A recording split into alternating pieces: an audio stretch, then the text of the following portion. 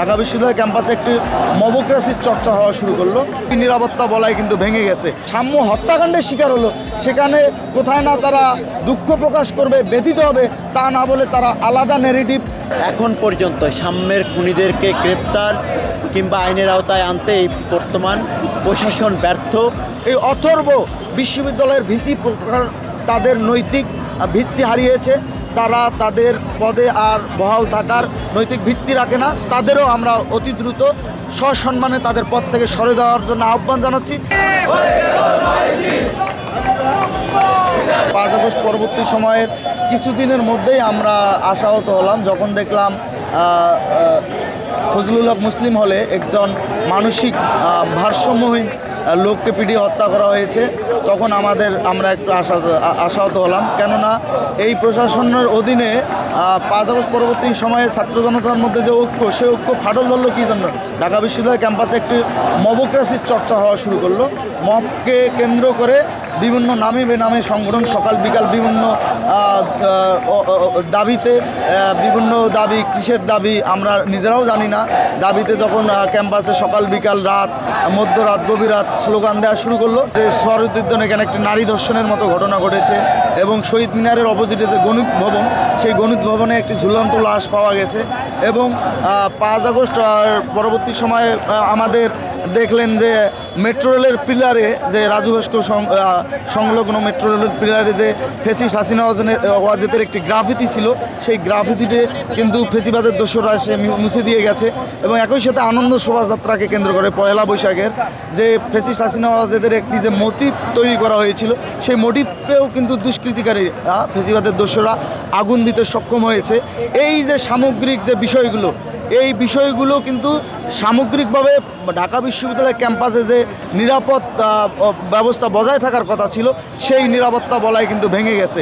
এই যে নিরাপত্তা বলয় ভেঙে গেল, তারই ধারাবাহিকতায় দেখেন আমাদের ছোট ভাই যে জুলাই আগস্টের সম্মুখ সারির সহযোদ্ধা ছিল এবং বিগত ফেসিবাদের আমলেও সে সামনের থেকে নেতৃত্ব দিয়েছে এবং ওই সময়েও সে ফেসিস্ট হাসিনাকে খুনি বলে সম্বোধন করে রাজপথে কিন্তু সে বিদ্রোহে সে নেতৃত্ব দিয়েছে। সে হত্যাকাণ্ডের শিকার হলো এবং সেই হত্যাকাণ্ড পরবর্তী সময়ে একটি গোষ্ঠী আধা ঘন্টার মধ্যে একটি ন্যারেটিভ তৈরি করার চেষ্টা করলো।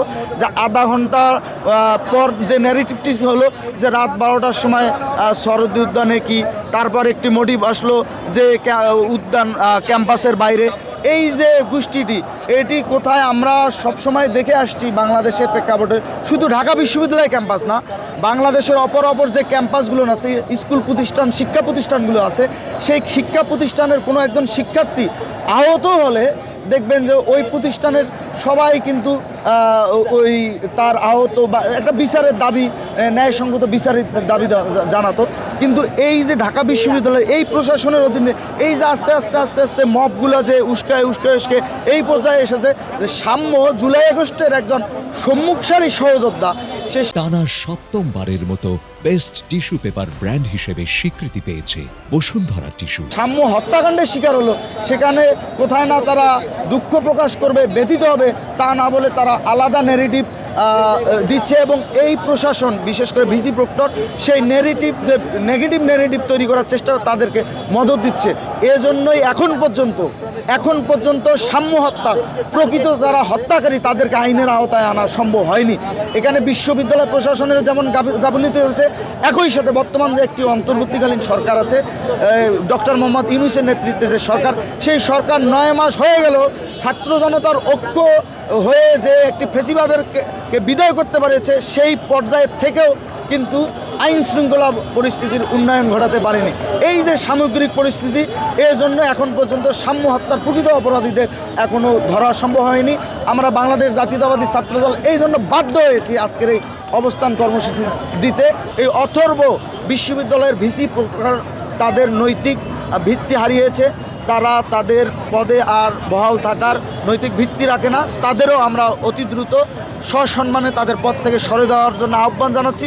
একই সাথে তারা যদি তাদের সহপথে এই অবস্থায় বহাল থেকে আমরা প্রকৃত সাধারণ শিক্ষার্থীদের সাথে নিয়ে অবশ্যই আমরা আরও বৃহত্তর আন্দোলন গড়ে তুলব এবং আমাদের ভাই হত্যাকারীদের বিচার সহ একই সাথে সামগ্রিকভাবে বিশ্ববিদ্যালয়ের নিরাপদ পরিবেশ সামগ্রিকভাবে সারা বাংলাদেশে নিরাপদ পরিবেশ এবং মানুষ যাতে ন্যায় বিচার পায় সেই পরিবেশ নিশ্চিত করার স্বার্থেই আমরা আমাদের আন্দোলন অব্যাহত করব।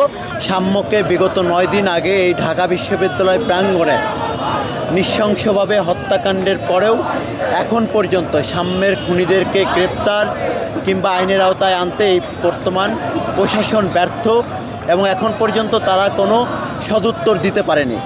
সাম্য হত্যাকাণ্ডের আসামিদের দ্রুত গ্রেপ্তার, বিচার এবং একই সাথে আমাদের যে জুলাই আগস্ট গণঅভ্যুত্থানের যে আকাঙ্ক্ষার মধ্য দিয়ে যে নিরাপদ ক্যাম্পাসের জন্য আমরা আন্দোলন সংগ্রাম করেছিলাম, সেই নিরাপদ ক্যাম্পাস দিতে ব্যর্থ বর্তমান প্রশাসনের পদত্যাগ এবং নিরাপদ ক্যাম্পাস অঙ্গীকারের লক্ষ্যে বাংলাদেশ জাতীয়তাবাদী ছাত্রদলের পক্ষ থেকে আজকে এই শাহবাগে সকাল থেকে বিকাল পর্যন্ত অবস্থান কর্মসূচি চলছে।